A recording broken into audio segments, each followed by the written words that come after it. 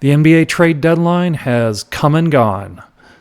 And what happened from the Jazz point of view? What exactly took place? Let's talk about it. Jazz Smack, your source for information and analysis about the Utah Jazz and NBA basketball. Jazz Smack is a community for passionate Utah Jazz NBA fans. So really, nothing major happened again this year. Similar to last year, all of the moves that were made by the Jazz were essentially on the margin. We have a total of 5 extra second round picks coming our way into the fold under the Jazz umbrella. And then we have Drew Eubanks and Patty Mills exiting the picture. We also have, it's being reported that, there were a bunch of ancillary players on the margin that most of them are going to be cut. Dennis Schroeder was shipped off to Detroit, but the one guy that apparently maybe will still continue to be on the roster is KJ Martin. So we will look at his stats in a few minutes. But what exactly does this mean for the Jazz, and what can we hope that we can see moving forward for the rest of this season, considering how the roster currently stands? Now, the development of the young guys needs to be the priority for the remainder of this season. And also continuing to elevate the stats of the guys who have actual asset value this offseason and moving forward. And those and there's several guys that fit that mold. There's obviously Lowry. He has value, certainly, and he has a huge contract. There's Sexton. He has value. There's John Collins. He certainly has value. Those 3 guys have a lot of value moving forward for the Jazz. And they still need to play and get their numbers. We want those guys to have numbers so that the Jazz have the flexibility of getting draft capital for them in this offseason and beyond. So those guys need to play. But the one person on this roster who has been playing a lot and has been consuming a ton of possessions and was not traded yet again today, and by all accounts, let me get this out there, he seems like a really good guy. And he likes being in Utah. And I don't want to disparage the person that he is or anything like that. This is strictly about on the court things. And that person is Jordan Clarkson. Jordan Clarkson is a guy who's taking minutes and possessions away from the younger developing players. And also the guys that we need to have numbers, the John Collins, the Lowry Markkanen, the Colin Sexton.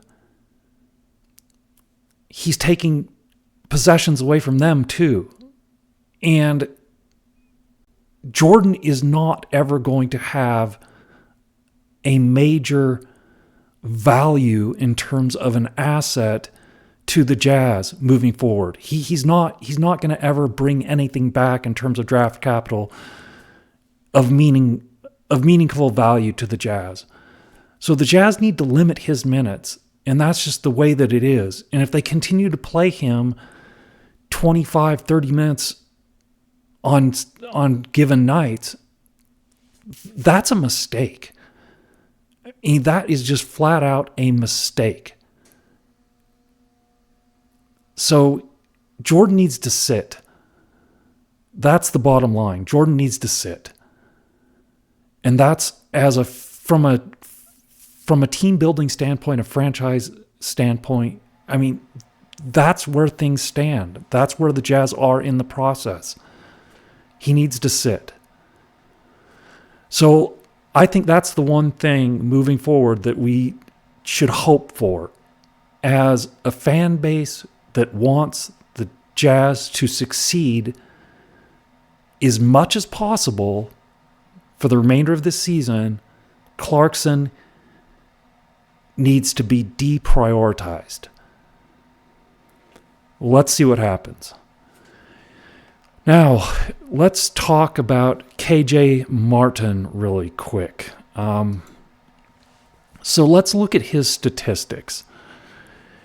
For the 24-25 season, as you can see here, his statistics, his numbers are, his shooting statistics are actually really good. And he's averaging 20 minutes a game, but obviously the 6.4 points, as you can see here, that's obviously a very low average. I mean, that's 6.4 points in 20 minutes. That's not a lot. For that amount of time, that's very few points. However, he's only shooting 4.1 shots per game, and the field goal percentage, 62%. I mean, that's really good. His three-point percentage, 38%. That's really good. Free throw percentage, adequate, 83%. His rebounding numbers are not particularly good. 3 rebounds. His steals and blocks and assist numbers are basically irrelevant for what they are here. So he's just a guy that has not produced. He's not producing a significant amount of numbers to this point. In 22-23 season with Houston, he averaged 28 minutes a game and averaged 12.7 points on really high efficiency, 57% from the field, low efficiency from 3 at 31.5, and he shot the free throws very poorly that season as well. So this season, look at his free throw percentage this season compared to his previous season. I mean, it's a career high. His three-point percentage also, the 38.1 is a career high. The field goal percentage at 62 is also a career high, even though his field goal percentage numbers have been pretty good, except for the 1 year, for the short stint with the Clippers where he played 2 games and only shot at 40%. I mean, that's obviously irrelevant. 2 games, that's not a representative sample. But other than that, I mean, his field goals, those field goal percentage numbers are really good this year, and they have been decent in the past. And the 3-point percentage this year is superb, even though he's only taking 0.9 a game. But like I said, he's only taking 4.1 field goal attempts per game. So it's hard to know if he gets more numbers. Are these shooting percentages going to? Are they going to stick with more field goal attempts? I would say it's unlikely. I would say those field goal these percentages are there because he's very selective in the shots that he takes. But on the other hand, this free throw percentage, I mean, that's great. He actually improved that much to 83% this year compared to where he was previously. That's still not very many free throw attempts. In 24 games played, 1.2. So we're talking roughly, 26 or so free throw attempts this year. But he shot 80% on those 26 attempts. So it's not bad. It's really not bad. It's actually probably 20 to 28 attempts. But anyway, it's not bad.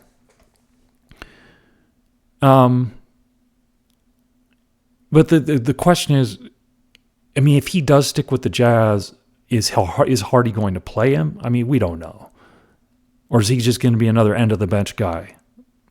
I mean, it's really hard to say at this point. I mean, look at his I mean, he's 6'6". He's only 24 years old, 215 pounds. And he just turned 24 at that with the January 6th birth date. And he was a second-round pick, too. So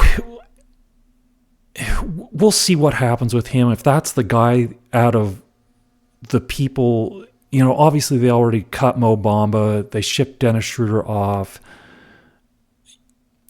The Hood Schifino, it's reported they're going to cut him loose. So this might be the guy that ends up on the Jazz roster for the remainder of this year. We'll have to wait and see. But his numbers, I mean, they obviously don't jump out at you as like, wow, this guy certainly has potential to be really good. I just don't know. And I don't know enough about him to even pass judgment on the guy, just like I don't know enough about Hood Schifino to ever pass judgment on him. I knew about Mo Bamba, and that guy's not good. So I'm glad they cut him loose.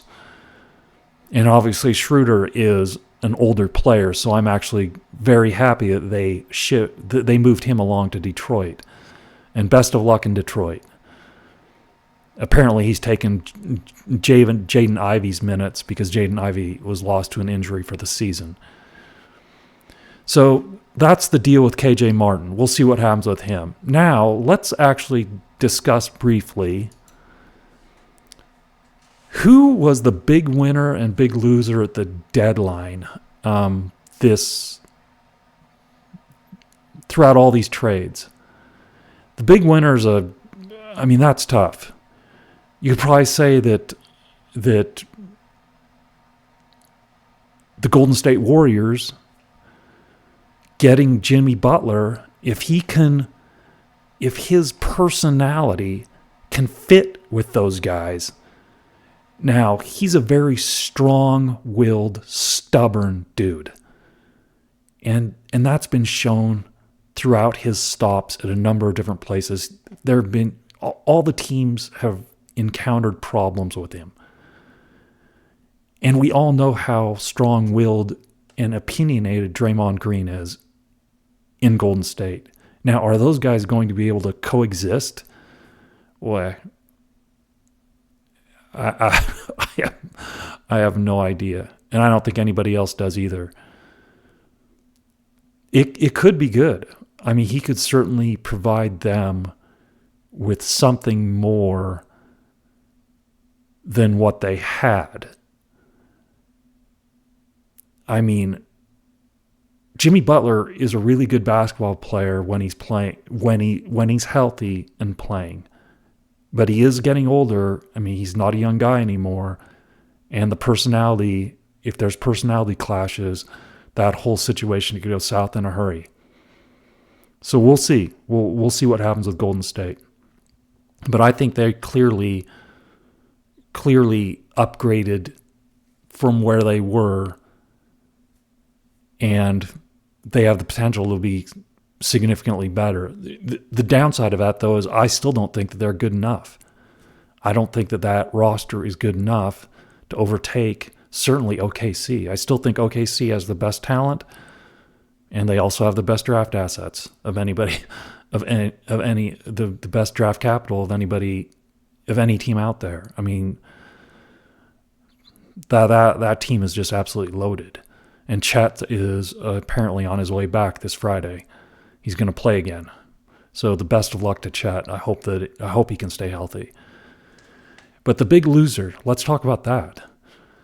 I mean, what is going on in Phoenix? I mean, Phoenix made a huge blunder of a trade when they traded for Bradley Beal. That was a massive mistake. Just a huge mistake. But they're stuck with him now. Apparently, by all reports, the guy has a no-trade clause, and he said he didn't want to be traded. He wants to stay in Phoenix, and his family wants to stay in Phoenix. Yeah, and guess what? That absolutely screwed over the Phoenix Suns. I mean, they're in a situation where they're just stuck. They've traded away I mean, the Jazz made a swap of the 3 somewhat protected picks.